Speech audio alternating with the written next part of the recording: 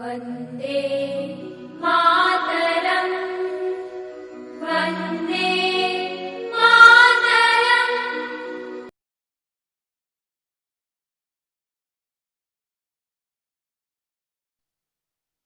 Hello friends, मैं अभी मौर्य आप लोगों का स्वागत करता हूं अपने इस YouTube फैमिली में। आज हम लोग अपने पॉलिटी के सेगमेंट में जो हम लोग कॉन्स्टिट्यूशन पढ़ रहे थे उससे रिलेटेड जो हमारा टॉपिक था यार, उसको भी आज हम कवर करने का प्रयास करेंगे। जो हमारा मतलब राष्ट्रपति के जो हमने अनुच्छेद देखे थे यानी आर्टिकल देखे थे उनको, यानी आर्टिकल तो हम लोगों ने देख लिया था, उससे रिलेटेड आज हम जो आर्टिकल हैं उनको यहाँ पे कवर करने का प्रयास करेंगे, यानी डिटेल में उनका अध्ययन करने का प्रयास करेंगे। अगर आप लोग यार इसके पहले की क्लास अटेंड किए हो अनुच्छेदों वाली, तो यहाँ पे आप लोगों को समझने में कोई दिक्कत नहीं होगी। अगर आप लोग उस क्लास को नहीं अटेंड किए हो तो मैं उसका लिंक नीचे डिस्क्रिप्शन में डाल रहा हूँ, वहां पे जा करके आप सारी चीजों को देख सकते हैं एंड समझ सकते हैं। तो आइए यार देखते हैं हमारा क्या था। राष्ट्रपति चैप्टर, आज हम लोग क्या पढ़ेंगे, राष्ट्रपति का अध्ययन करेंगे। जो हमारी पॉलिटी की लक्ष्मीकांत सर की बुक है उसमें से हम लोग यानी ऑब्जेक्टिव बेस से जितने भी क्वेश्चन बनते हैं इससे यार, उसको मैं यहाँ पे कवर करने का प्रयास करूंगा। ठीक है, कि मतलब जितने भी ऑब्जेक्टिव हमारे पूछे जाएं वो हमारे छूटे नहीं। ठीक है, उस लिहाज से हम इसको पढ़ने का प्रयास करेंगे। तो यहाँ पे हम लोग देखते हैं, पहले इसके कुछ आर्टिकल देखते हैं। क्या देखते हैं? आर्टिकल देखते हैं। फिलहाल आर्टिकल तो हम लोग पढ़ चुके हैं, आर्टिकल क्या कर चुके हैं, पढ़ चुके हैं, लेकिन फिर भी यहाँ पे एक बार हम लोग फिर देखते हैं इनके महत्वपूर्ण अनुच्छेदों को। ठीक है, तो अनुच्छेद 52 यानी 52 में क्या दिया गया है, पद का वर्णन किया गया है, यानी इनका एक पोस्ट बनाया जाएगा। किसका? राष्ट्रपति का एक पोस्ट होगा। ये हमारा संवैधानिक एक पद बनाया गया है, संवैधानिक एक पद बनाया गया है कि राष्ट्रपति का क्या होगा, एक पद होगा। किसके तहत? अनुच्छेद 52 के तहत। किसके तहत? अनुच्छेद 52 के तहत। उसके बाद अनुच्छेद 53 में क्या दिया गया है, अनुच्छेद 53 में दिया गया है कार्य एवं शक्तियां, यानी राष्ट्रपति जी का अगर पोजीशन उनकी दी गई है तो यार जाहिर सी बात उनके कुछ कार्य भी होंगे और उनकी कुछ शक्तियां भी होंगी। तो यहाँ पे यार हम इनके अनुच्छेदों को डिटेल में नहीं पढ़ेंगे। ठीक है, क्यों? क्योंकि इसको मैं पढ़ा चुका हूँ। ठीक है, पढ़ा चुका हूं। तो 53 में हमारा क्या दिया गया है, कार्य एवं शक्तियां दी गई हैं। उसके बाद जो हमारा अनुच्छेद 54 है यानी 54, इसमें राष्ट्रपति के निर्वाचन के बारे में दिया गया है। तो इन अनुच्छेदों को अभी हम डिटेल में पढ़ेंगे। क्या करेंगे? डिटेल में इनका अध्ययन करने का प्रयास आज हम करेंगे। ठीक है, 55 में क्या दिया गया है, निर्वाचन की रीति, यानी जो राष्ट्रपति हैं उनके निर्वाचन की रीति क्या है। 56 में क्या दिया गया है, पद अवधि, यानी राष्ट्रपति जो हमारा चुना जाएगा वो कितने समय के लिए चुना जाएगा, ये सारी चीजें हम पढ़ेंगे। एंड 57 में पुनः निर्वाचन, यानी राष्ट्रपति जी नहीं रहते हैं, कहीं चले जाते हैं या उनको कुछ हो जाता है तो क्या दोबारा निर्वाचन हो सकता है, दोबारा चुनाव हो सकता है या नहीं हो सकता, उसको भी हम लोग अनुच्छेद 57 के अंतर्गत देखेंगे। एंड 58 के अंतर्गत योग्यता देखेंगे कि राष्ट्रपति बनने के लिए क्या योग्यता होनी चाहिए, राष्ट्रपति बनने के लिए क्या योग्यता होनी चाहिए एक व्यक्ति के अंदर, एक व्यक्ति के अंदर राष्ट्रपति बनने के लिए कौन सी योग्यताएं होनी चाहिए, 58 में देखेंगे। एंड 60 में हम लोग देखेंगे शपथ, यानी जिसको हम लोग ओथ बोलते हैं। क्या बोलते हैं? ओथ बोलते हैं। शपथ का वर्णन, यार जब सारी चीजें ग्रहण कर लिया, राष्ट्रपति जी पोस्ट अपनी संभालने के लिए आएंगे तो जाहिर सी बात है यार उनको पहले शपथ ग्रहण करवाई जाएगी, तब उसके बाद उनको उस पोस्ट पे क्या किया जाएगा, बिठाया जाएगा कार्य करने के लिए। ठीक है, तो ये अनुच्छेद 60 के तहत हम लोग शपथ का मतलब जो भी सिस्टम होगा वो हम देखने का प्रयास करेंगे। एंड जो हमारा 61 आता है, महाभियोग वर्ड यूज किया गया, यानी राष्ट्रपति जी कोई असंवैधानिक कार्य करते हैं या संविधान का उल्लंघन करते हैं, संविधान के अनुरूप कार्य नहीं करते हैं, तो संसद के लोग यानी जो हमारी पार्लियामेंट्री सिस्टम है केंद्र में जो हमारी पार्लियामेंट्री सिस्टम है वो सारे लोग मिलकर के, चाहे फिर वो लोकसभा के सदस्य हो या राज्यसभा के सदस्य हो, सारे सांसद लोग मिलकर के क्या करते हैं, महाभियोग लाते हैं, किसके ऊपर? राष्ट्रपति के ऊपर। लेकिन हाँ, इनको 14 दिन पहले नोटिस भेज दिया जाता है कि आपके ऊपर हम महाभियोग क्या कर रहे हैं, ला रहे हैं, ठीक है। तो 14 दिन पहले राष्ट्रपति जी को इसकी नोटिस मिल जाती है। फिलहाल उसको हम लोग जब ये पढ़ेंगे तो देखेंगे उसको अभी डिटेल में, ठीक है। हम लोग यहाँ से स्टार्ट करते हैं आज, कहाँ से? 54 से। कहाँ से स्टार्ट करते हैं? 54 यानी निर्वाचन से। पद हम लोगों ने देख लिया, ये ठीक है। इसकी कार्य एवं शक्तियां, ये थोड़ा सा बड़ा है, ये चैप्टर हम लोग अलग से पढ़ेंगे। इसकी कार्य एवं शक्तियों के बारे में मैं अलग से क्लास लूंगा, तो वहां डिटेल से हम सारी चीजें पढ़ेंगे। फिलहाल आज हम लोग देखते हैं यहाँ से 54 से, यानी निर्वाचन से। इनकी जो निर्वाचन की रीति होती है वो कैसे होती है? रीति का नहीं, रीति 55 में दिया है, केवल निर्वाचन कैसे होता है, ठीक है। तो इसको आज हम यहाँ से देखने का प्रयास करते हैं। लेकिन इसको स्टार्ट करने से पहले मैं ये बोल देना चाहता हूं कि इसके बारे में हम पहले कुछ बेसिक पॉइंट जान लेते हैं, जहां से क्वेश्चन हमारे घुमा फिरा करके एक दो बन जाते हैं। तो उसमें क्या होते हैं, कई सारे जो स्टूडेंट हैं यार वो कंफ्यूज हो जाते हैं। क्या होते हैं? कंफ्यूज हो जाते हैं। तो इसलिए हम लोग इससे पहले कुछ बेसिक पॉइंट्स देखते हैं। क्या देखते हैं? बेसिक पॉइंट देखने का प्रयास करते हैं। तो बेसिक राष्ट्रपति चैप्टर से बेसिक जो हमारा है वो कौन कौन से क्वेश्चन बन सकते हैं? पहला हमारा क्वेश्चन बन सकता है कि भारत का जो हमारा प्रथम नागरिक है वो कौन होता है? तो यार आप सभी लोग जानते हैं राष्ट्रपति होता है, ठीक है। प्रथम नागरिक यानी अगर जनगणना हुई या काउंटिंग होगी तो अपने इंडिया में सबसे पहले गिनती किसकी की जाएगी? हमारा जो प्रथम नागरिक होता है वो होते हैं हमारे कौन? राष्ट्रपति जी। इस समय वर्तमान में कौन है हमारे राष्ट्रपति जी? तो वर्तमान में हमारे श्री रामनाथ कोविंद हमारे इस समय क्या है? राष्ट्रपति के पद पर वो क्या है? कार्य रहित है, यानी वो अपना कार्य या कार्यभार संभाल रहे हैं, ठीक है। तो राष्ट्रपति जो हमारे हैं वो प्रथम नागरिक होते हैं, ठीक है। प्रथम नागरिक कौन होता है? राष्ट्रपति। ये पॉइंट आप याद रखेंगे, बेसिक है यार। एंड एक क्वेश्चन क्या पूछता है? संघ की कार्यपालिका का हेड कौन होता है? जो हमारी कार्यपालिका है केंद्र में, उसका सबसे हेड कौन होता है, यानी उनका हेड कौन होता है? तो वो होते हैं हमारे कौन? राष्ट्रपति जी। कौन होते हैं? राष्ट्रपति जी होते हैं। लेकिन यहां पे एक क्वेश्चन ये घुमा सकता है कि केंद्र की जो हमारी संघ की कार्यपालिका है, यानी केंद्र की जो कार्यपालिका है, उसका वास्तविक हेड कौन होता है? अगर वास्तविक वर्ड अगर यूज कर दिया क्वेश्चन में तो आपका आंसर फिर राष्ट्रपति नहीं होगा, ये फिर यहाँ पे गलत हो जाएगा, ठीक है। ये यहाँ पे फिर गलत हो जाएगा। अगर वास्तविक वर्ड यूज कर दिया तो प्रधानमंत्री हम टिक मारेंगे, क्या करेंगे? प्रधानमंत्री आंसर देंगे। लेकिन अगर वास्तविक ना पूछ करके केवल पूछ लिया कि संघ की कार्यपालिका का हेड कौन होता है, तो वहां पे हम लोग कौन सा टिक मारेंगे वो आप लोग जानते हैं, ठीक है, वो आप लोग जानते हैं। तो इतनी सारी बेसिक चीजें यार आप लोग क्या करेंगे? अपने माइंड में बिठा करके रखेंगे, जिससे एग्जाम हॉल में क्या ना हो, तनिक भी कंफ्यूजन ना हो यार। क्योंकि अगर कंफ्यूजन क्रिएट होगी तो जाहिर सी बात है यार क्वेश्चन हमारे गलत होंगे। अगर क्वेश्चन गलत हुए तो उतना ही आप लोग जान सकते हैं सिलेक्शन हो सकता है या नहीं हो सकता है, ठीक है। तो हमारा क्या होना चाहिए? क्वेश्चन एक भी गलत नहीं होना चाहिए, ठीक है। फिलहाल जितने हम लोग पढ़ रहे हैं इतने में से तो कॉन्फिडेंस बना रहना चाहिए, इतने में कॉन्फिडेंस बरकरार होना चाहिए, ठीक है हमारा।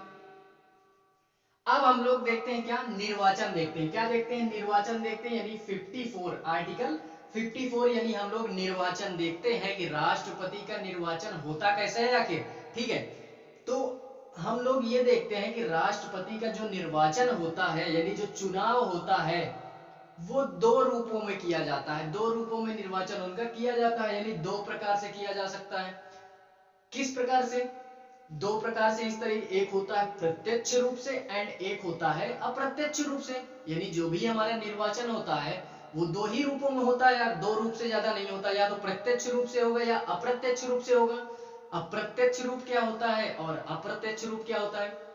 तो प्रत्यक्ष रूप यानी डायरेक्टली जो वोटिंग होती है, उसमें जो जनता होती है वो सीधे तौर पर अपने नेतृत्वकर्ता का चुनाव करती है। सीधे तौर पर अपने नेतृत्वकर्ता का चुनाव करती है। ठीक है, जैसे विधायक वगैरह हो गए, सांसद वगैरह हो गए, तो जो जनता होती है इनको सीधे तौर पे वोटिंग करती है, इनका सीधा चुनाव करती है। और जो इनडायरेक्टली वोटिंग होती है उसमें जो जनता के द्वारा चुने गए नेतृत्वकर्ता हैं, यानी जो प्रतिनिधि जो चुने गए हैं, जनता के द्वारा जो प्रतिनिधि चुने गए हैं, यानी जो सांसद और विधायक चुने गए हैं, वही लोग जाकर के राष्ट्रपति के चुनाव में क्या करते हैं, भाग लेते हैं। यानी आम जनता जो होती है वो राष्ट्रपति को वोट नहीं कर सकती। क्या नहीं कर सकती? राष्ट्रपति को वोटिंग करने का अधिकार आम जनता को नहीं होता है। इनके द्वारा, किनके द्वारा? जनता के द्वारा जो प्रतिनिधि चुने जाते हैं वही प्रतिनिधि जाकर के क्या करते हैं, राष्ट्रपति के चुनाव में भाग लेते हैं। ठीक है, इतनी सारी चीजें, मुझे उम्मीद है कि इतनी सारी चीजें आप लोग जान गए होंगे, इतनी सारी चीजें आप लोग जान गए होंगे। इसके बाद हम लोग देखते हैं कि जो मतलब भाग लेते हैं उनको हम लोग बोलते क्या है, उनका एग्जैक्ट नाम क्या देते हैं। अभी तो मैंने फिलहाल बोल दिया कि सांसद विधायक वगैरह, तो ये नहीं बोलेंगे हम लोग, एक एग्जैक्ट नाम देंगे। एग्जैक्ट नाम क्या देंगे कि निर्वाचक मंडल हम उनको बोल सकते हैं। क्या बोल सकते हैं? निर्वाचक मंडल बोल सकते हैं। यानी जो निर्वाचक मंडल के सदस्य होंगे वो राष्ट्रपति के चुनाव में भाग ले सकते हैं या राष्ट्रपति के निर्वाचन में भाग ले सकते हैं। अब उनको बोला क्या जाता है, तो निर्वाचक मंडल बोलते हैं। निर्वाचक मंडल से कौन सदस्य जा सकते हैं? सारे तो जा नहीं सकते हैं, क्योंकि यार संसद में एंड जो हमारा विधान मंडल है वहां पे बहुत ढेर सारे व्यक्ति होते हैं, बहुत ढेर सारे विधायक होते हैं एंड सांसद होते हैं, तो सारे लोग तो यार वोटिंग कर नहीं सकते हैं। कौन जा सकता है? तो 4 तरीके के लोग जा सकते हैं, 4 तरीके के, आप लोग ये नोट कर सकते हैं। 4 तरीके के कौन हो गया यार? पहला हमारा हो गया लोकसभा के केवल निर्वाचित सदस्य। केवल निर्वाचित सदस्यों की बात हो रही, यही बात पकड़ना है। केवल निर्वाचित सदस्य, वो भी कहां के? लोकसभा के। और दूसरा हमारा है राज्यसभा के केवल निर्वाचित सदस्य, राज्यसभा के केवल निर्वाचित सदस्य। उसके बाद जो तीसरा है हमारा विधानसभा के केवल निर्वाचित सदस्य। कहां के? विधानसभा के केवल निर्वाचित सदस्य। एंड उसके बाद हमारा आता है क्या?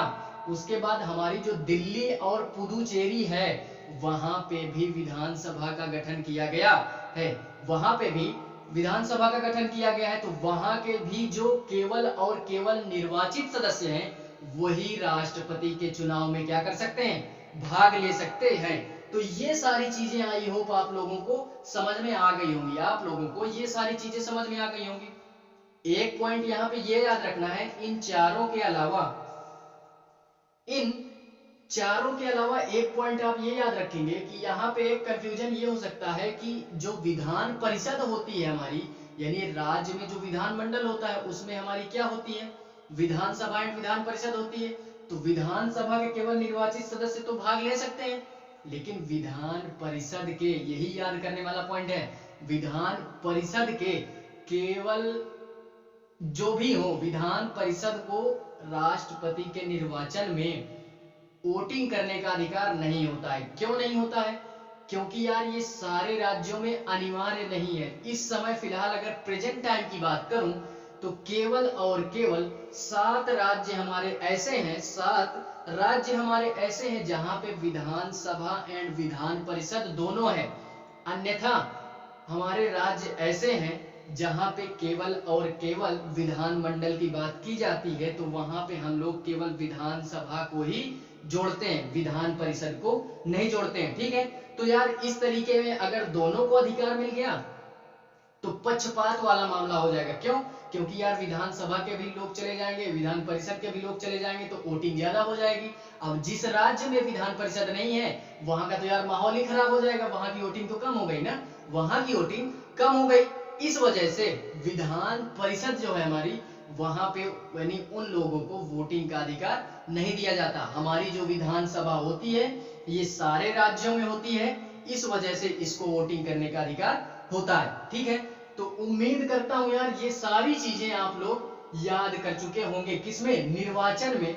निर्वाचन संबंधी जो हमारा ये अनुच्छेद 54 है, तो निर्वाचन संबंधी आप लोग इतनी सारी चीजें क्या करेंगे, याद रखेंगे। ठीक है, याद रखेंगे। अब हम लोग देखते हैं आर्टिकल 55 निर्वाचन की रीति क्या होती है। हम लोगों ने देख लिया कि निर्वाचन कैसे होता है, यानी निर्वाचन कैसे होता है और कौन लोग निर्वाचन में भाग ले सकते हैं, ये सारी चीजें हम लोगों ने देख ली। ठीक है, अब हम लोग देखते हैं कि निर्वाचन की रीति क्या होती है, निर्वाचन की रीति क्या होती है, यानी आर्टिकल 55 के बाद हम लोग देखते हैं क्या, इसके बाद हम लोग ये बोला मैंने कि आर्टिकल 55 देखते हैं। क्या देखते हैं, आर्टिकल 55।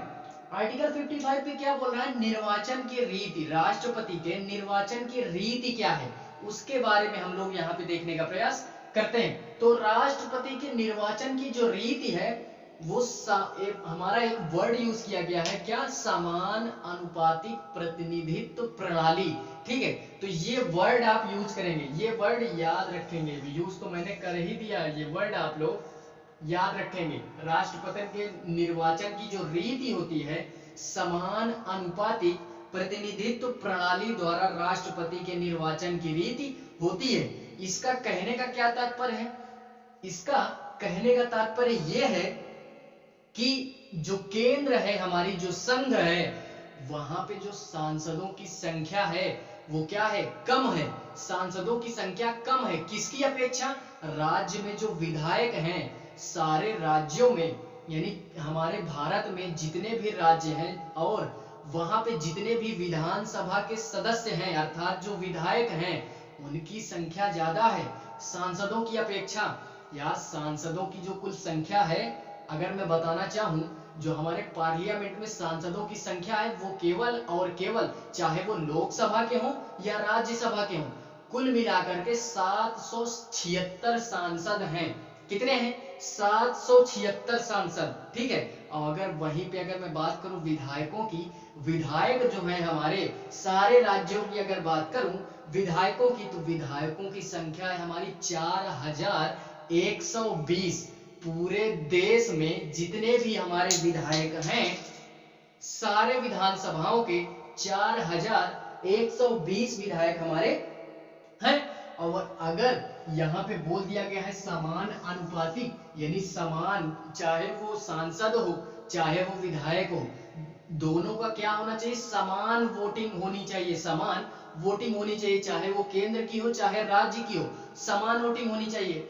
लेकिन आप खुद सोचो यार, मतलब विधायक की संख्या ज्यादा है, सांसदों की संख्या तो यार 700 केवल 76 ही है। तो अगर वोटिंग करने जाएंगे यार, तो जाहिर सी बात है सांसदों की जो वोटिंग है वो कम होगी। ठीक है, सांसदों की जो वोटिंग है वो कम होगी। इस वजह से क्या किया गया है, इस वजह से इनके जो वोट वैल्यू है, इनकी जो वोट वैल्यू है, दोनों की क्या रखी गई है, बराबर रखी गई है, वोट वैल्यू बराबर रखी गई है। जिसके कारण से वोट वैल्यू अगर बराबर होगी तो जिसके कारण से ये दोनों क्या हो जाएंगे, लगभग क्या हो जाती है, इनके मत बराबर हो जाते हैं। क्या हो जाते हैं, लगभग इनके मत, यानी सांसदों के और विधायकों के मत क्या हो जाते हैं, बराबर हो जाते हैं। अब हम लोग यहाँ पे ये देखते हैं कि इनका वोट वैल्यू जो होता है वो अलग अलग कैसे होता है, उसको निकाला कैसे जाता है। अगर हमको एक विधायक का वोट वैल्यू निकालना होगा तो उसका फॉर्मूला क्या होगा। ठीक है, एक विधायक का अगर हमको वोटिंग करने का सिस्टम निकालना है कि एक विधायक जो हमारा होता है वो वोटिंग, मतलब उसका वोट वैल्यू क्या होता है, एक विधायक की वोटिंग वैल्यू क्या होती है, उसको हम यहाँ पे निकालते हैं। ठीक है, उसको हम लोग यहाँ पे निकालते हैं, तो हमको खुद ब खुद पता चल जाएगा, यार कि हमको याद रखने की कोई दिक्कत नहीं होगी। हमको क्या हो जाएगा, हमारा जो मैंने अभी बोला, क्या मैंने ये बोला कि एक विधायक का जो हमारा मत है वो हम निकालते कैसे, उसका फॉर्मूला क्या होता है। ठीक है, अगर हमको एक विधायक का मत निकालना है, वोट निकालना है, तो हमारा एक फॉर्मूला होता है। आप लोग अगर इसको याद रख लोगे तो यार एक विधायक का मत आप लोग क्या कर सकते हो, आसानी से निकाल सकते हो। ठीक है, तो क्या होता है, एक विधायक का मत बराबर उस राज्य की कुल जनसंख्या क्या होती है, ये हमारा फॉर्मूला आप लोग क्या रखोगे, याद रखोगे। उस राज्य की कुल जनसंख्या, जिस राज्य का विधायक है, जिस भी राज्य का क्या है विधायक है, जिस भी विधानसभा क्षेत्र का विधायक है हमारा, उस राज्य का क्या होना चाहिए, कुल जनसंख्या, यानी अभी हम उत्तर प्रदेश की अपने बात करें तो उत्तर प्रदेश की कुल जनसंख्या क्या होनी चाहिए, उत्तर प्रदेश की कुल जनसंख्या। ठीक है, यहाँ पे हम लोग एक विधायक का क्या होना चाहिए, मत मूल अगर निकालना है तो उस राज्य की कुल जनसंख्या, हमारे यहाँ की जो कुल जनसंख्या है उसको हम यहाँ पे रखेंगे, और उस राज्य के विधानसभा के निर्वाचित सदस्य, यानी हमारे यहाँ पे जितनी भी विधानसभाएं हैं उनमें कुल कितने जो हमारे सदस्य हैं, जो मतलब निर्वाचन के लिए, चुनाव के लिए खड़े हो रहे हैं, उनकी कुल संख्या हम लोग यहाँ पे क्या करेंगे, नीचे इंडिकेट करेंगे। और उसके बाद हम लोग गुणे यहाँ पे गुणे कर से 1/1000, इसका यार गुणा क्यों करवाया गया, इसका गुणा इस वजह से करवाया गया क्योंकि हम लोग अगर इसका कैलकुलेशन करते हैं ना तो बहुत भारी मात्रा में संख्या हमारी निकल करके आती है। तो उस संख्या को काटने के लिए हम लोग 1/1000 से क्या करते हैं, मल्टीप्लाई करते हैं। क्या करते हैं, मल्टीप्लाई करते हैं, या आप लोग बोल सकते हो तो डिवाइड भी करते हैं। इसको ऐसे ना लिख करके, मल्टीप्लिकेशन फॉर्म में ना लिख करके, इसको डिवाइड के फॉर्म में हम लोग क्या कर सकते हैं, लिख सकते हैं। डिवाइड यानी भाग के फॉर्म में हम लोग इसको क्या कर सकते हैं, इंडिकेट कर सकते हैं। वो आपकी मर्जी, एज यू विश। ठीक है, एज यू विश, वो आपकी मर्जी यार, आप लोग उसको कैसे इंडिकेट करते हैं। ये हमारी बात हो गई विधायक की, क्या हो गई, ये विधायकों की बात हो गई। ठीक है, और फिलहाल ये एक विधायक का जब निकल आएगा ना तो सारे विधायकों का हम लोग इसी तरह क्या कर लेंगे, निकाल लेंगे, सारे विधायकों का इसी तरह निकाल लेंगे। और जब सारे विधायकों का हमारा वोट निकल आएगा तो लगभग सारे विधायकों का वोट वैल्यू हमारा सेम आना चाहिए, तभी हमारा क्या है, ये फॉर्मूला सही होगा, सारी चीजें सही होंगी। ठीक है, समान आना चाहिए सारे विधायकों का वोट, पहली बात तो सेम ही आता है। ठीक है, तो ये फॉर्मूला आप लोग याद रखेंगे। आप लोग सोचो यार मैं कोई ट्रिक दूंगा, तो मेरे भाई यार मेरे पास कोई ट्रिक नहीं है। पढ़ना है तो मेरे चैनल पे बने रहो, नहीं पढ़ना यार मुझे थोड़ा सा गुस्सा आ जाता है, पढ़ना है तभी करो, नहीं पढ़ना है तो मत करो, क्योंकि मुझे फालतू लड़कों की क्या नहीं है, जरूरत नहीं है। चैनल मेरा चले या ना चले मुझे इससे कोई मतलब नहीं, आई डोंट केयर, समझ गए, आई डोंट केयर। पढ़ना है तभी आओ, नहीं पढ़ना मत आओ, नहीं पढ़ना है मत आओ। ठीक है,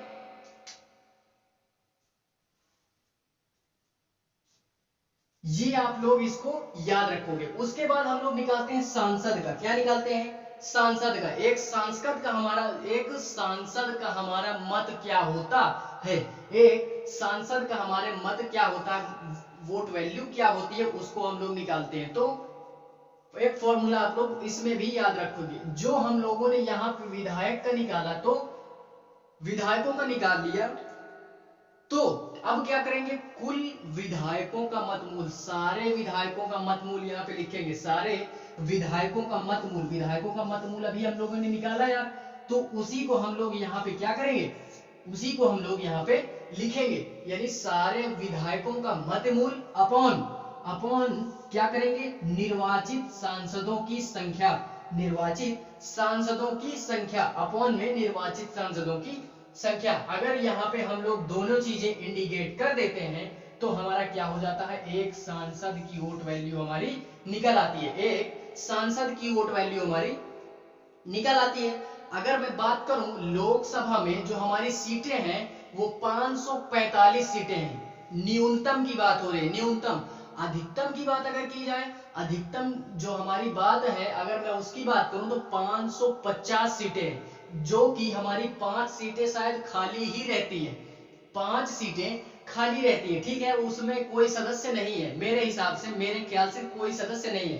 545 जो सीटें हैं उसमें से 543 जो है, यानी 543 सदस्य हमारे निर्वाचित सदस्य होते हैं। ठीक है, निर्वाचित सदस्य होते हैं, निर्वाचित का मतलब जनता के द्वारा चुने गए नेतृत्वकर्ता होते हैं, जनता के द्वारा चुने गए प्रतिनिधि हमारे होते हैं। और जो 2 उसमें से बचते हैं उसमें क्या होती है, राष्ट्रपति उनका क्या करता है, राष्ट्रपति उनका मतलब क्या करता है, एंग्लो इंडियन का चुनाव करता है। 2 हमारे एंग्लो इंडियन होते हैं, क्या होते हैं, एंग्लो इंडियन होते हैं तो वो 2 पद कौन भरता है, राष्ट्रपति भरता है। तो फिलहाल में जब हम लोग सांसद चैप्टर पढ़ेंगे, सांसद चैप्टर है एक, मैं पढ़ाऊंगा जब, तो वहां पे हम सारी चीजें डिटेल में पढ़ेंगे। क्या करेंगे, डिटेल में पढ़ेंगे। अभी फिलहाल यहाँ पे यार हम लोग राष्ट्रपति चैप्टर पढ़ रहे हैं, तो राष्ट्रपति के बारे में ही यहाँ पे हम लोग अपनी चर्चा को कंटिन्यू करेंगे। ठीक है, कंटिन्यू करेंगे। तो आई होप यार इतनी सारी चीजें आप लोगों को क्या होनी चाहिए,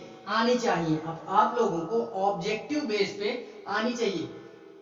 इतना जो भी मैं पढ़ा रहा हूं, इतना अगर पढ़ लेते हैं तो मैं बोल रहा हूं यार, गारंटी से बोल रहा हूं यार, 10 क्वेश्चन आते हैं तो 10 में से मैं ये तो नहीं कहूंगा कि 10 में से 10 ही सही हो जाएंगे, लेकिन मैं ये कहूंगा 6 से लेकर के 8 क्वेश्चन के बीच में अगर आप लोगों का ना सही निकले तो फिर आप लोग कहिएगा यार 6 से लेकर के 8 क्वेश्चन आप सही करके ले जाओगे। ठीक है, सही करके ले जाओगे। मैं 10 की गारंटी नहीं लेता यार, इतना मैं वो नहीं हूं। ठीक है, मुझसे भी अच्छे अच्छे टीचर पढ़े हुए हैं। अभी तो मेरी केवल स्टार्टिंग है, अभी मेरी केवल स्टार्टिंग है। तो 8 क्वेश्चन तक आप लोग आसानी से बना सकते हो। ठीक है, बाकी उतना मैं ज्ञानी तो हूं नहीं यार, फिर भी मेरे अंदर जितना ज्ञान है वो मैं यहाँ पे देने का प्रयास करूंगा,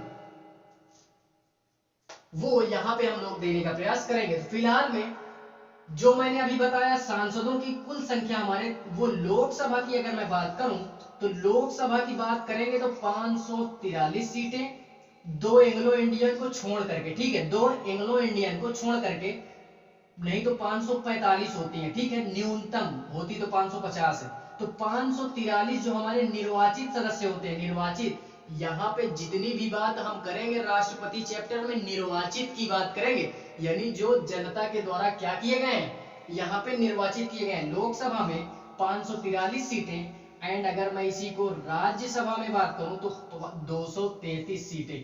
कितनी, 233 सीटें। इसी दोनों को हम लोग जब कैलकुलेट करते हैं, दोनों को ऐड करेंगे तो 776 सांसद जो हमारे होते हैं वो राष्ट्रपति के चुनाव में क्या करते हैं, भाग लेते हैं। वो राष्ट्रपति के चुनाव में भाग लेते हैं 776 सांसद। आप लोग ये याद रखोगे। ठीक है, विधायकों की बात करें तो विधायकों में जब ये सारे सिस्टम निकल आता है, ये सारा सिस्टम निकल आता है, तो पूरे भारत में जितने भी हमारी विधानसभाएं हैं उन सारे विधायकों का, उन सारे विधानसभाओं के विधायकों का कैलकुलेट अगर हम करेंगे तो 4120 विधायक हमारे जो होते हैं वो राष्ट्रपति के निर्वाचन में क्या करते हैं, भाग लेते हैं। तो ये लगभग इनकी वोट वैल्यू क्या होती है, सेम होती है, सेम होती है, सेम होती है। इसी कारण ये दोनों फॉर्मूले आप लोग, अगर आप लोगों को डाउट हो तो जब मैं क्वेश्चन कराऊंगा वहां पे आप लोग देख लीजिएगा। नहीं तो यार आप लोग खुद पढ़ चुके हो, आप लोगों को सामने मैंने प्रूफ मैंने दे दिया फॉर्मूला का। ठीक है, तो आप लोग फॉर्मूला में अपने अंक रख करके, डिजिट रख करके सारी चीजें देख सकते हो। ठीक है, सारी चीजें देख सकते हो। आप लोग इतने टैलेंटेड खुद हो, मुझे बताने की आवश्यकता नहीं है। तो ये जो हमारी वोट वैल्यू होती है वो फिलहाल में 776, 4120 फिलहाल में इनकी जो वोटिंग होती है, वोट वैल्यू होती है, लगभग क्या होती है, सेम होती है, समान होती है। ठीक है, समान होती है। तो इतनी सारी चीजें आप लोग किसमें याद रखोगे, ये निर्वाचन की रीति में याद रखोगे, आर्टिकल 55। ठीक है, निर्वाचन की रीत में एक वर्ड और यूज किया जाता है। क्या यूज किया जाता है, एक वर्ड और यूज होता है, एकल हस्तांतरणीय। एकल, मैं थोड़ा सा बोल नहीं पा रहा हूं यार, मेरी थोड़ा सा हिंदी जो है वो थोड़ा सा बहुत हाई लेवल की है। क्योंकि यार मैं इंग्लिश मीडियम का स्टूडेंट, ठीक है, मैंने इंग्लिश मीडियम में पढ़ाई की, इस वजह से मेरी जो हिंदी है वो थोड़ा सा, लेकिन फिर भी पढ़ाने का प्रयास करता हूँ यार, अपने हिसाब से पढ़ाने का प्रयास करता हूँ।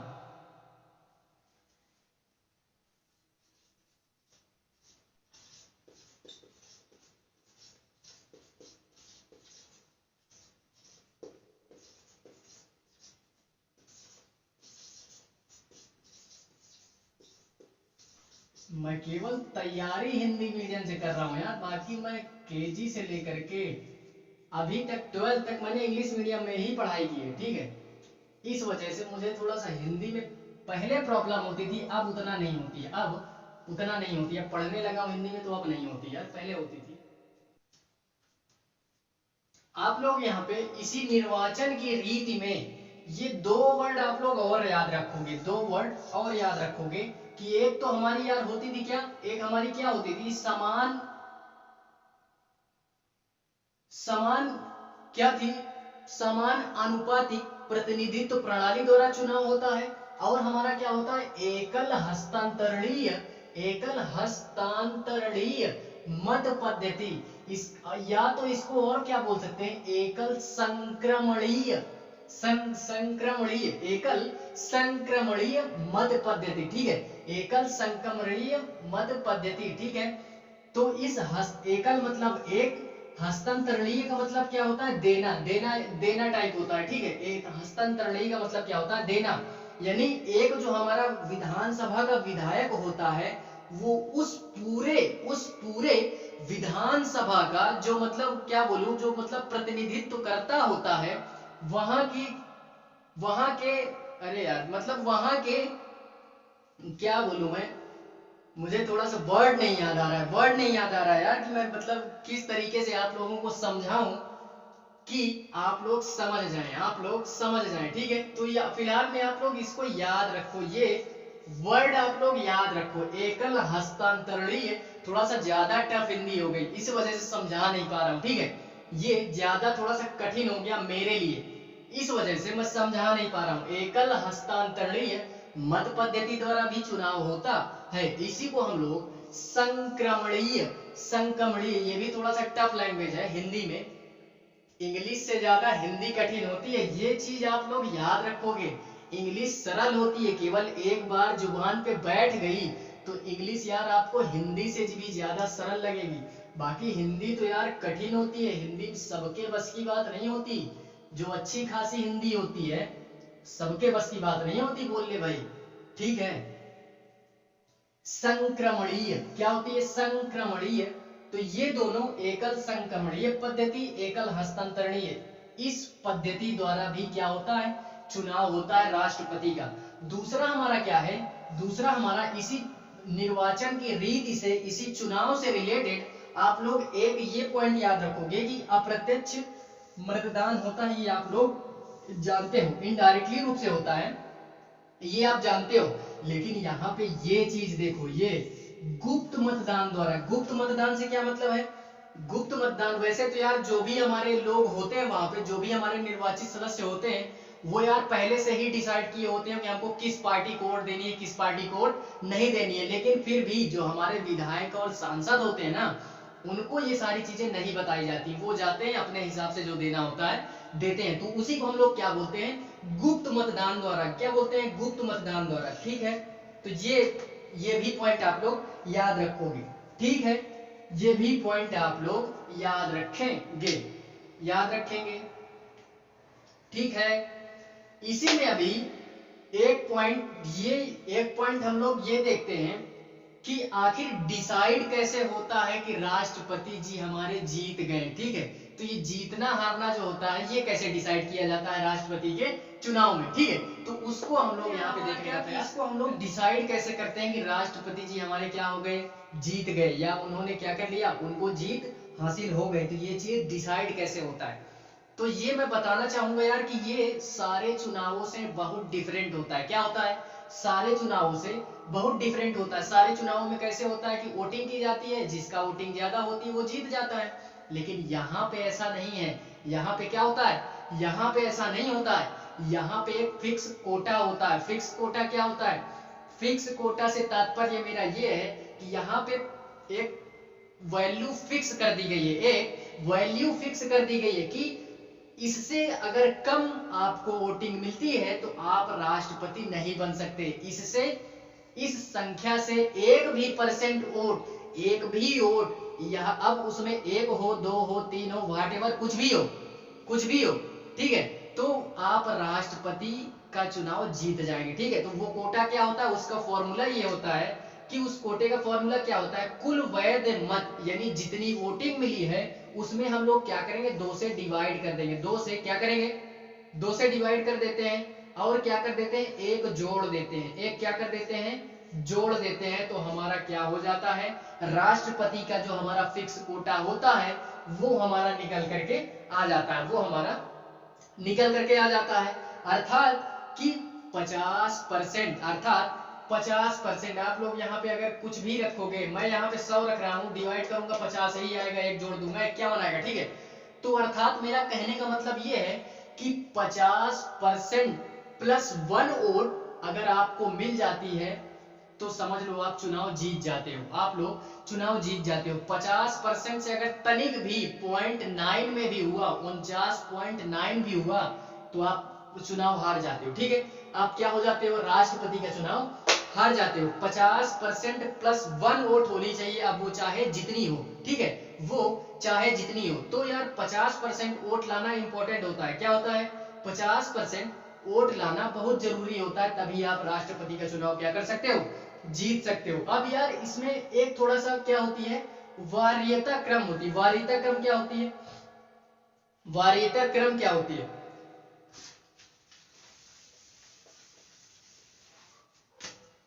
इसमें एक वरीयता क्रम होती है। वरीयता क्रम से क्या मतलब है, मान लो आप लोग मान लो कि 4 लोग चुनाव में खड़े हुए, एक हो गया ए, बी, सी एंड डी, 4 लोग चुनाव में खड़े हुए, ठीक है। इनको मैं वरीयता देता हूं कि ए हमारा क्या है यार, पहले नंबर पे है, बी दूसरे नंबर पे, सी तीसरे नंबर पे, डी एंड चौथे नंबर पे, ठीक है, डी चौथे नंबर पे है। अब मैं इसमें से बोलता हूं कि मुझे इसमें से किसी एक को जिताना है, मैं किसी एक का सपोर्ट करूंगा, ठीक है, मैं किसी एक का सपोर्ट करूंगा। तो मैं सपोर्ट कर रहा हूं बी का, किसका सपोर्ट कर रहा हूं, बी का। बी का करो, सी का करो, डी का करो, व्हाटएवर कुछ भी करो, ठीक है, कुछ भी करो आप लोग। तो यार इसमें मैं सपोर्ट करता हूं बी का, ठीक है, बी का, सेकंड नंबर वाले का मैं क्या करता हूं, सपोर्ट करता हूं।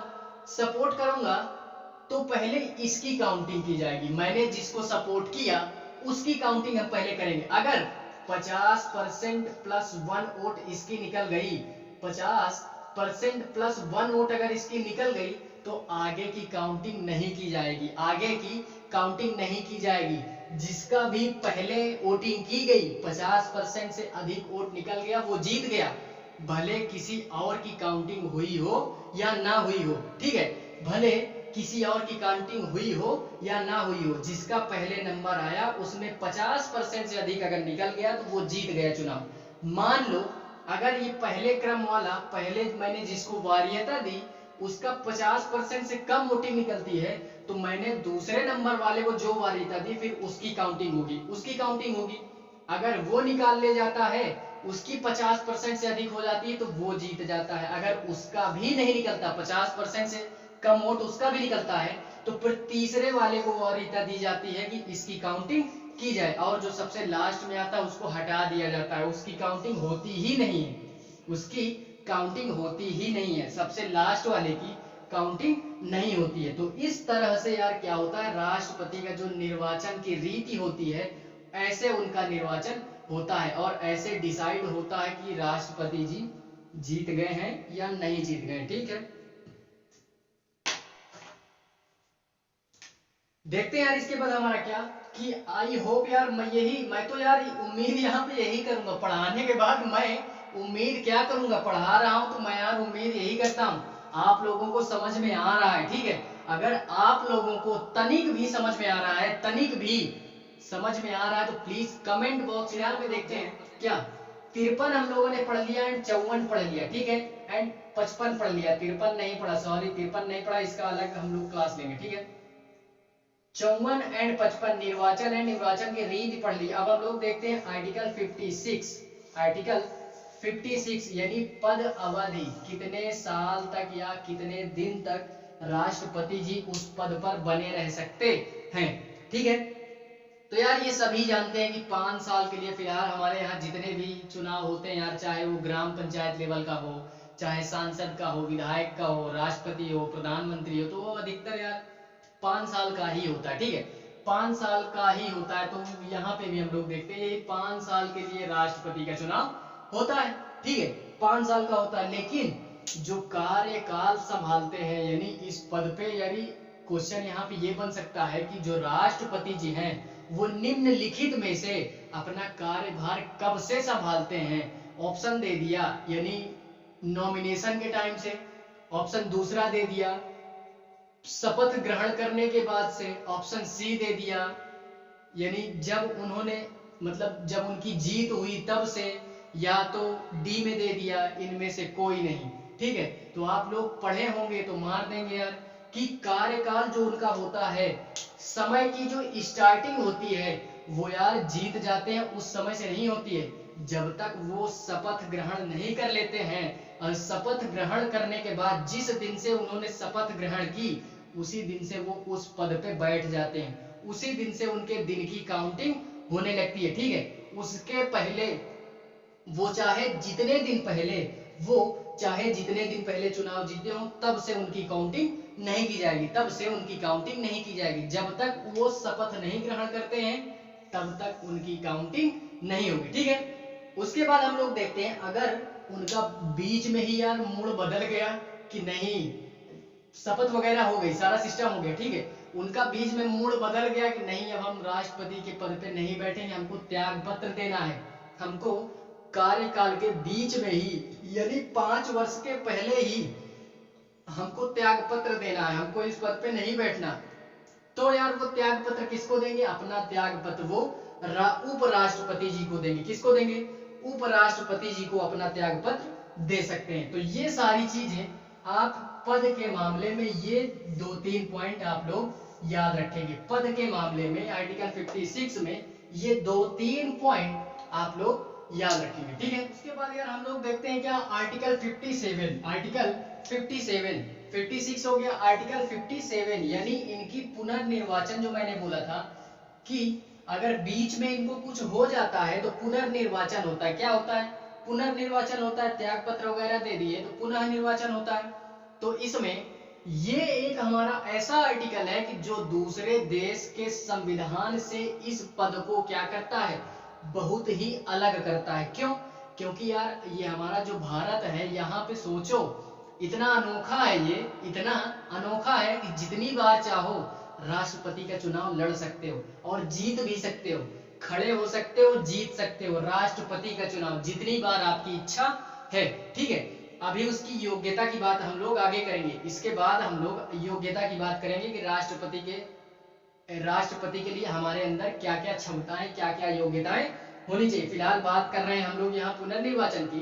तो कोई भी व्यक्ति क्या कर सकता है, राष्ट्रपति पद के लिए जितनी बार उसकी इच्छा है वो राष्ट्रपति पद के लिए खड़ा हो सकता है और जीत सकता है। ठीक है, खड़ा हो सकता है और जीत सकता है।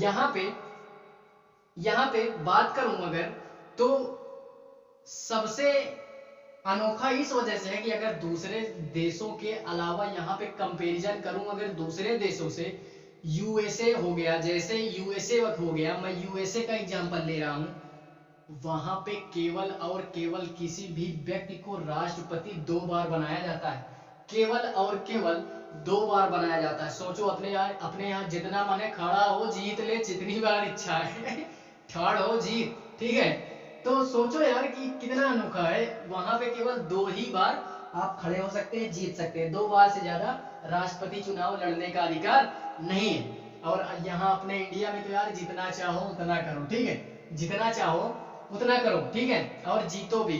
फिलहाल में अगर मैं बात करूं दूसरे पॉइंट की, इसी में अगर दूसरे पॉइंट की बात करूं, तो अभी तक सबसे लंबा कार्यकाल जो रहा, यानी लगातार 2 बार जीतने वाला हमारा जो व्यक्ति था, वो प्रथम हमारा क्या था, प्रथम राष्ट्रपति हमारे कौन थे, डॉक्टर राजेंद्र प्रसाद। ठीक है, राजेंद्र प्रसाद जी हमारे ऐसे राष्ट्रपति थे जो लगातार 2 बार जीते हैं अभी तक में।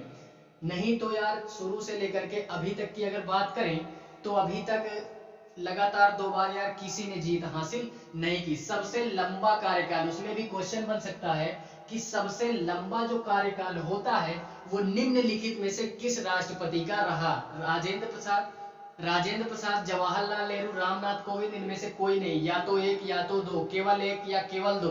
ठीक है, ऐसे करके पूछ सकता है।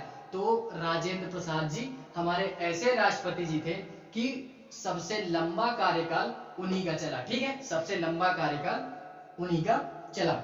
इसके बाद देखते हैं आर्टिकल 58। आर्टिकल 58 यानी योग्यता क्या होनी चाहिए, राष्ट्रपति बनने के लिए योग्यता क्या होनी चाहिए। तो इसमें भी आप लोग 4-5 पॉइंट याद रखेंगे। ठीक है,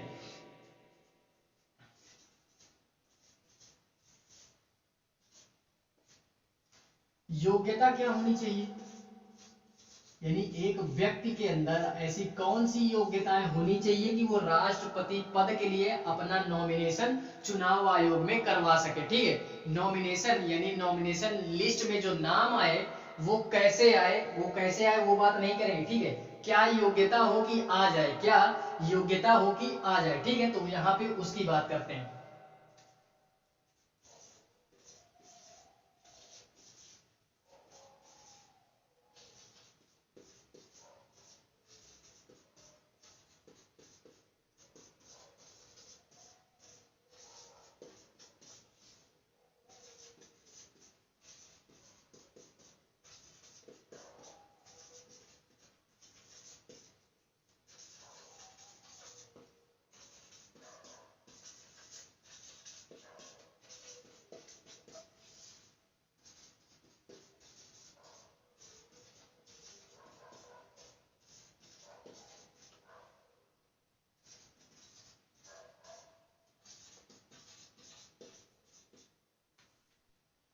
देखते हैं यार उसके बाद योग्यता क्या होनी चाहिए, योग्यता क्या होनी चाहिए आर्टिकल 58।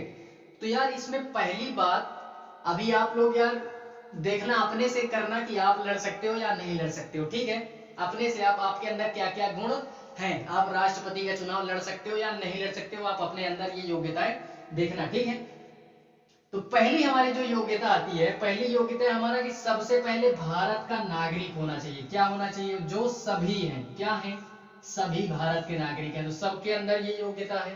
ठीक है, दूसरी 35 वर्ष की आयु कंप्लीट कर चुका हो, 35 वर्ष से एक भी दिन अगर आप कम हो तो राष्ट्रपति पद के लिए क्या हो, आप योग्य नहीं हो, आप योग्य नहीं हो। 35 वर्ष की आयु पूरी कर चुका हो, बोल रहा है चुका हो। ठीक है, पूरी कर चुका हो, तो ये दूसरी योग्यता हो गई। ठीक है, तीसरी योग्यता क्या है, लोकसभा सदस्य बनने के योग्य होना चाहिए। ये भी सारे व्यक्तियों के अंदर कॉमन सी बात है यार कि सारे व्यक्ति लोकसभा सदस्य बन सकते हैं, वो खड़े हो सकते हैं। ठीक है, तो ये भी सबके अंदर है।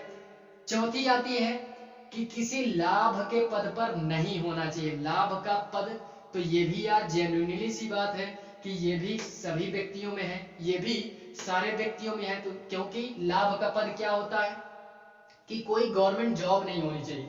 आजकल यार गिने चुने लोगों के पास ही गवर्नमेंट जॉब है। तो सारे व्यक्तियों, अगर मैं बात करूं तो इंडिया में 50% से अधिक के अंदर ये चारों योग्यताएं हैं, 50% से अधिक योग्यताएं वो सबके अंदर मिलेंगी। ठीक है, सबके अंदर मिलेंगी। ठीक है, सबके अंदर मिलेंगी। यहाँ जो सबसे बड़ी बात है, सबसे बड़ी बात है, नहीं तो सोचो सबके अंदर ये योग्यताएं, फिर एक पद के लिए फिर ये जो एग्जाम वगैरह होते हैं लोग उसमें ना फॉर्म डालते, फिर यही योग्यता कंप्लीट करने में राष्ट्रपति बनने के लिए ही सारे लोग जुट जाते, सारे लोग क्या हो जाते, जुट जाते हैं। तो इसी वजह से, क्यों, क्योंकि यार ये सारी योग्यताएं तो सबके पास है, सबके पास ये सारी योग्यताएं हैं। ठीक है, तो ये सारी योग्यताओं के साथ साथ इसमें जो सबसे टफ है, एक योग्यता बहुत कठिन है जो किसी में नहीं होती, किसी में नहीं होती है, वो केवल कोई राजनीति का व्यक्ति है जिसकी बहुत अच्छी पकड़ है तो वही राष्ट्रपति बन सकता है। क्यों, क्योंकि यार राष्ट्रपति पद में अगर आपको नॉमिनेशन करवाना है, चुनाव आयोग में जा करके लिस्ट में नाम अगर वो करवाना है, तो आपके सपोर्ट में 50 प्रस्तावक और 50 अनुमोदक होने चाहिए, वो भी कहाँ के, निर्वाचक मंडल के। तो सबसे कठिन हमारा यही पांचवा है, यही पांचवा है। प्रस्तावक और अनुमोदक का क्या मतलब है, 50 सांसद और 50 विधायक अगर आपके सपोर्ट में हैं तो आप लोग राष्ट्रपति का चुनाव लड़ सकते हो, यानी नॉमिनेशन आपका हो सकता है। अन्यथा आपका नॉमिनेशन ही नहीं हो सकता, लिस्ट में नाम ही नहीं आएगा, वो भी कहाँ के, निर्वाचक मंडल के। ठीक है, तो यही तो एक डिफरेंट कर देता है। नहीं तो यार सारे लोग राष्ट्रपति पद के लिए ही क्या करते, सारा सिस्टम करते। तो यही एक सारी सिस्टम तो कठिन हो जाता है। कुल मिलाकर के 100 लोग होने चाहिए आपके पीछे विधायक और सांसद में से 50 विधायक होने चाहिए, 50 सांसद होने चाहिए, तभी आप लोग राष्ट्रपति का चुनाव क्या कर सकते हैं, लड़ सकते हैं। तो ये 5 पॉइंट आप लोग, ये 5 योग्यताएं आप इसमें याद रखेंगे, ठीक है।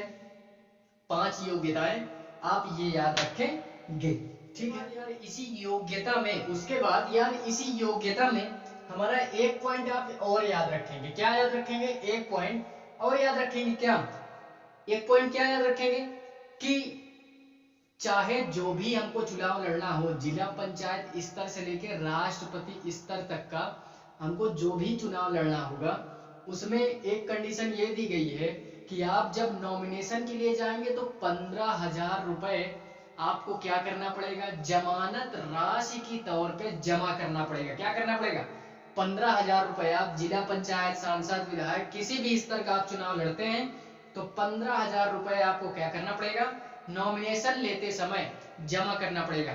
जमा करना पड़ेगा, कहाँ पे जमा करना पड़ेगा उसको, या तो आरबीआई के पास जमा करना पड़ेगा या तो सरकार के खजाने में उसको क्या करना पड़ेगा, 15,000 रुपए जमा करना पड़ेगा, ठीक है। 15,000 रुपए जमा करना पड़ेगा। अगर आप चुनाव जीत गए तो वो 15,000 रुपए वापस हो गया, और हार गए तो वो 15,000 रुपए जब्त हो जाता है। क्या हो जाता है, वो 15,000 रुपए जब्त हो जाता है अगर आप हार जाते हो, ठीक है। तो जितना भी हमारा चुनाव होता है उसमें से कुल वोटों में से 1/6 वोट लाना जरूरी होता है। 1/6 यानी सारे मतों में से 1/6 मत होने चाहिए आपके फेवर में, अन्यथा आप यार आपकी जमानत राशि क्या हो जाएगी, जब्त हो जाएगी। 15,000 रुपए भी नहीं मिला, 15,000 रुपए भी चला जाएगा, वो सरकार के खजाने में ही फिर जाएगा, ठीक है। वो सरकार के खजाने में ही फिर जाएगा, अन्यथा आप जीत जाते हैं तो ये 15,000 रुपए आपको वापस दे दिया जाता है, ठीक है। तो ये पॉइंट भी आप लोग याद रखेंगे, ये पॉइंट भी आप याद रखेंगे। उसके बाद आता है हमारा 60 में हम लोग क्या देखते हैं, शपथ देखते हैं। राष्ट्रपति को शपथ दिलाता कौन है, राष्ट्रपति को शपथ दिलाता कौन है, यानी जो ओथ सेरेमनी जिसको बोलते हैं, ओथ सेरेमनी, ठीक है। तो वो हमारा यानी शपथ कौन दिलाता है, तो वो हमारा शपथ दिलाता है चीफ जस्टिस जो हमारा होता है, यानी मुख्य न्यायाधीश। कहाँ का, सुप्रीम कोर्ट का मुख्य न्यायाधीश। सुप्रीम कोर्ट का मुख्य न्यायाधीश जो होता है वो राष्ट्रपति को क्या कराता है, शपथ ग्रहण करवाता है, जिसको आप कसम बोलते हो, गीता पर हाथ रखकर कसम खाता हूं जो भी बोलूंगा। हाँ, तो ये चीजें वही सारी चीजें क्या होती हैं, वही सारी चीजें क्या होती हैं, ये हमारे जो मुख्य न्यायाधीश होते हैं वो क्या करते हैं, वो राष्ट्रपति को क्या करते हैं, शपथ ग्रहण करवाते हैं। बाई चांस अगर मुख्य न्यायाधीश नहीं है तो फिर वरिष्ठ न्यायाधीश इसी सुप्रीम कोर्ट के वरिष्ठ न्यायाधीश क्या करेंगे, राष्ट्रपति को क्या कराएंगे, शपथ ग्रहण करवाएंगे, ठीक है। अब यार शपथ वगैरह सारी चीजें ग्रहण कर ली, शपथ वगैरह सारी चीजें ग्रहण कर ली। अब राष्ट्रपति के पास पावर वगैरह सब आ गई तो वो गलत कार्य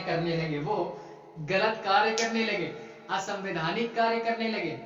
असंवैधानिक यानी संविधान के अनुरूप कार्य नहीं कर रहे हैं, संविधान के अनुरूप वो कार्य नहीं कर रहे हैं, अपनी पावर का गलत इस्तेमाल कर रहे हैं, तो उनके ऊपर आर्टिकल 61 के तहत, आर्टिकल 61 के तहत महाभियोग ला सकती है संसद जो है हमारी, यानी पार्लियामेंट जो है हमारी केंद्र में, वो क्या कर सकती है, महाभियोग ला सकती है। महाभियोग शब्द से मतलब है ये हटाने से है, ठीक है, हटाने से संसद क्या कर सकती है, उनको हटा सकती है। लेकिन हम लोग यहाँ पे राजनीति साथ पढ़ रहे हैं, या राजनीति या इसको भारतीय राज्य व्यवस्था आप बोल सकते हो, ठीक है, भारतीय राज्य व्यवस्था के अंतर्गत हम ये सारी चीजें पढ़ रहे हैं, ठीक है, ये सारी चीजें पढ़ रहे हैं। तो महाभियोग से यार यही तात्पर्य कि संसद है जो हमारी, वो राष्ट्रपति जी के ऊपर क्या करती है, महाभियोग लाती है। वो महाभियोग संसद में पहले वो किसी में भी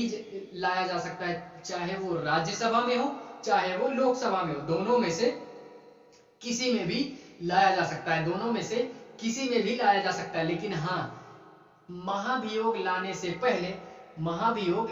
से 14 दिन पहले राष्ट्रपति जी को इन्फॉर्म कर दिया जाता है कि हम आपके प्रति महाभियोग ला रहे हैं।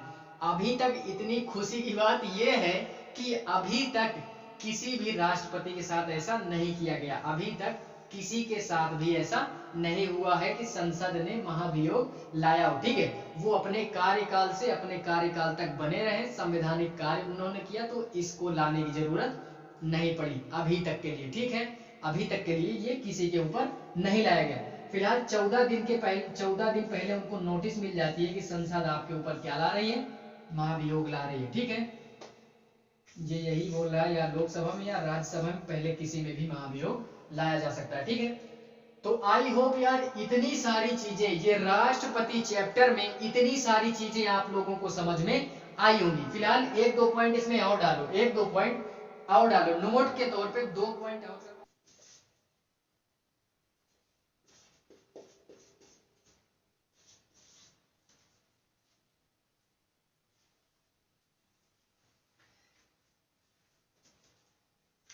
इसमें आप 2 पॉइंट क्या डालोगे, 2 पॉइंट आप नोट डाल करके लिखो, एक रुपए की नोट, एक 2 रुपए की नोट। ठीक है, एक रुपया की नोट एंड 2 रुपये की नोट। ठीक है, 2 रुपए की नोट, 1 रुपए की नोट आप लोग अपनी जेब में रखो, आपको रखने में भी आसानी, हमको देने में भी आसानी। ठीक है, किसी प्रकार की कोई वजन नहीं लगेगा ना, तो थोड़ा सा छोटा नोट रखो आप। ठीक है, पहले नोट में आप ये रखेंगे कि राष्ट्रपति के चुनाव से संबंधी किसी भी प्रकार का कोई विवाद होता है, क्या होता है, विवाद होता है, लड़ाई झगड़ा या बहस होती है, तो उसका जो मुकदमा लड़ा जाएगा, ठीक है, वो केवल और केवल सर्वोच्च न्यायालय यानी सुप्रीम कोर्ट में ही उसका मामला सुलझाया जाएगा। इससे नीचे हाई कोर्ट और डिस्ट्रिक्ट कोर्ट में हम लोग राष्ट्रपति से रिलेटेड जो भी हमारा विवाद होगा उसका मामला हम यहाँ पे नहीं सुलझाएंगे। ठीक है, केवल और केवल सुप्रीम कोर्ट में ही इसका मामला क्या किया जाएगा, सुलझाया जाएगा। 2 रुपए की नोट आप ये लिखोगे, 2 रुपए की नोट में आप ये डालोगे कि बाई चांस राष्ट्रपति जी हैं हमारे, वो कहीं चले जाते हैं, यानी 5 साल के कार्यकाल में वो कहीं चले जाते हैं या बीच में उनको कुछ हो जाता है, तो उनका जो कार्यभार होता है वो उपराष्ट्रपति जी संभालते हैं। वो कौन संभालते हैं, उपराष्ट्रपति जी संभालते हैं। लेकिन कब तक के लिए, ये भी एक लिमिट प्रदान की गई, केवल 6 महीने के लिए। ठीक है, केवल 6 महीने के लिए। 6 महीने के लिए क्यों, क्योंकि चुनाव आयोग जो हमारा होता है वो 6 महीने के अंदर फिर दोबारा चुनाव करवा देता है। ठीक है, 6 महीने के अंदर फिर दोबारा चुनाव करवा देता है, इसीलिए केवल और केवल 6 महीने के लिए उपराष्ट्रपति जी को उस पद पे बिठा दिया जाता है। ठीक है, क्योंकि यार उपराष्ट्रपति जी को अगर राष्ट्रपति पद पे बिठा देंगे तो फिर हमारा जो सभापति का पद हो जाता है वो खाली हो जाता है, क्योंकि हमारे जो राष्ट्रपति उपराष्ट्रपति जी होते हैं वो सभापति के रूप में कार्य करते हैं। ठीक है, तो वहां का पद खाली हो जाता है, इस वजह से 6 महीने में ही क्या कर दिया जाता है, चुनाव फिर से करवा देता है, कौन, चुनाव आयोग। तो आई होप यार इतनी सारी चीजें आप लोगों को समझ में आई होंगी। यार मैं तो यही आशा करता हूँ कि आप लोगों को समझ में आई होंगी। ठीक है, समझ में आया हो तो प्लीज लाइक करें, शेयर करें एंड कमेंट करें। और हाँ, अगर पढ़ाना मेरा अच्छा लगा हो, मेरा ज्ञान अगर आप लोगों तक पहुंच रहा हो तो प्लीज चैनल को क्या करें, सब्सक्राइब करें एंड दोस्तों तक अपने इस जानकारी को शेयर करें, इस नॉलेज को अपने दोस्तों तक शेयर करें। ठीक है, आज के लिए बस इतना ही यार, प्लीज आज के लिए